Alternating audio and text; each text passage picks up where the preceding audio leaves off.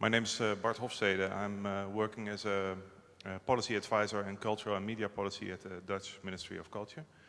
I have a question about an issue Mr. O'Sullivan raised about the relationship between innovation and creativity, which you did very eloquently, but also very swiftly. It always puzzles me that both in Europe, as in national governments in my country, there are vast funds for innovation. Innovation being the stuff that's visible through patents. And there's virtually no or very little money, from an economic viewpoint anyway, for the fostering of creativity. And creativity being the stuff that's visible through intellectual property. So I wonder if so many people say that creativity is the stuff that will make the difference in global competition, etc. Are we doing something wrong? And I feel the sword of Damocles of making recommendations at the end of this workshop. So perhaps on this relationship between innovation as a sort of linking pin in the Lisbon strategy on one hand, and creativity, which is being sheltered within the cultural realm, perhaps in this atmosphere we should talk a bit more and try to formulate some kind of recommendation. Thank you. Well, you certainly could be right. As you put it like that, I'm thinking, you know, that, as I mentioned, the word innovation, it seems to come out of the science room, that side of the house. And you are, you know, whereas creativity is supposed to come out of the kind of arts room, that side of the house. And like what several of us are saying is that that's not the picture. Creativity is actually an underground river beneath both.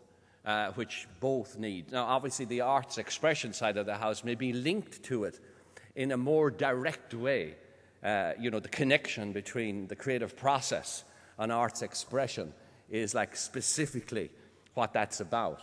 But the connection between creativity and the genesis of innovation, well, even using that kind of language shows systematically that the word creativity is a bigger word than the word innovation, because innovation comes out of creativity. You can't innovate without creativity. But does creativity always lead to innovation? No, it doesn't. I don't think it does. I mean, if I think of an example, let's say in music. If you innovate in music, it normally means a new piece of music, a new song, a new symphony, whatever it might happen to be. But if you're creative in a performance of the Mozart G minor symphony, for example, you can be terribly creative. You can light up the room. So what's new in that? There may be new elements of reimagining that particular symphony, or it may be a traditional song or a traditional dance. It doesn't really matter. I'm not into high art models here at all, I can assure you.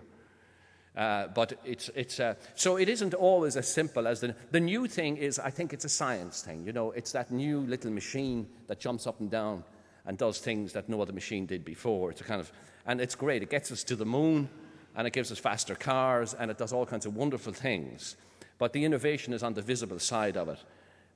Creativity in science, creativity in mathematics, for example, creativity in pure mathematics, or in pure physics, as distinct from applied physics or applied mathematics, begins to come much nearer the kind of game theory that was mentioned, become much nearer the playing with something, the pure pleasure of playing with something, whether it's mathematical formula or musical notes or gestures or something like that. But I really am unable to say any more than that.